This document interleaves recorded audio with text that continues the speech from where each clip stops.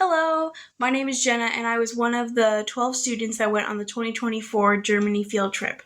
It was amazing. I experienced so many new things, but that leaves us with the question, what did I experience? After a 7.5 hour flight followed by a bus ride to Worms, we met up with our host families for the first time. I had an amazing host family. My host partner's name is Zara, her mother's name is Anita, and her father's name is Zebi, who I sadly didn't get a picture of. And they were incredibly sweet. Zara spoke almost fluent English, and her parents spoke as much English as I probably could German. I did try to speak German as much as I could, and when I did, they complimented me on my German skills, which was really neat. At the end of the host week, they even gave me a backpack full of food, which was really sweet of them for the trip. The school was interesting. Zara and I walked there every day, and the school had kids from 5th grade all the way to seniors, which I thought was interesting to see. They typically don't move classrooms. Typically, the teachers move from room to room, which I was thankful for because there were 3 staircases, and there was like 4 floors. It was a lot. It was a big school. The culture there was welcoming to us. There were several nights where one or several of the host partners would host or organize a get-together with all of us, and we would just hang out. We watched the soccer game.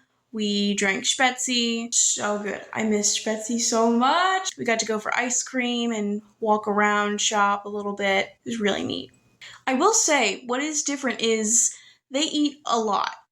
Like, a lot. Not typically like how we eat. Like, we eat typically 3 meals a day. They eat several little meals in a day. So it's like you have breakfast and then you have another breakfast, another small breakfast, and then you have like a snack and then lunch and then so on and so forth. It was also funny because my host mom thought I was just food shy. I just didn't realize how much I would eat in a short amount of time. After a tearful goodbye at the train station, we headed off from Rheinland-Pfalz all the way to Bayern, which is where we stayed for our second week, which was primarily traveling. We did a lot each day, and I'll quickly sum up what we did before I tell you my top 3. Sunday, we saw Neuschwanstein and stayed in this neat hostel called Mount 10. Monday, we went up the Zugspitze to see the Alps. Tuesday, we saw the palace Herrenchiemsee and moved to a hotel called Pension West. Wednesday, we got to go down to a salt mine and see more things. I'll get to that later. Thursday, we went to the Dachau concentration camp, which I will never forget. It was something to see.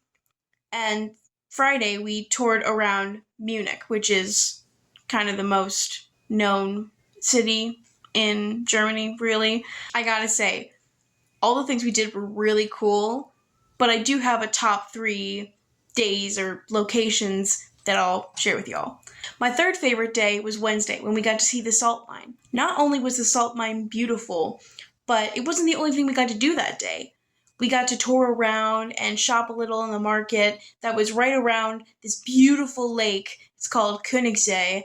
And we also got to ride down the Rodelbahn, which is a big old metal slide, which I promptly fell off of. I'm okay, really. I'm just accident prone. And honestly, if I had the chance, I would do it again. I would ride the Rodelbahn again. It was really fun. My second favorite day was Monday, when we got to go on the top of the Alps. It was breathtaking. Literally, like, you could feel how thin the air was up there. Like, going up the stairs were like, oof, that was like enough exercise for one day. But man, it was absolutely worth it. And the Zugspitze ride was really neat. It was gorgeous up there. It was so neat to see just how much you could see up there was insane. Lastly, but certainly not least, my favorite day had to be Tuesday, where we got to see Herrenchiemsee. Herrenchiemsee, or King Ludwig's summer castle. Yes, he had more than one castle, and this was just his summer retreat one. Was this beautiful castle that was modeled and inspired by the Palace of Versailles. The outside is really impressive, but the inside was just absolutely gorgeous. What stuck out to me the most is in one of the many rooms was this beautiful, one-of-a-kind porcelain chandelier with flowers on it. That was breathtaking. He even destroyed the blueprint so no one could ever recreate that again, which was honestly, you know, I could see that. This trip was a once in a lifetime experience that I'll never forget.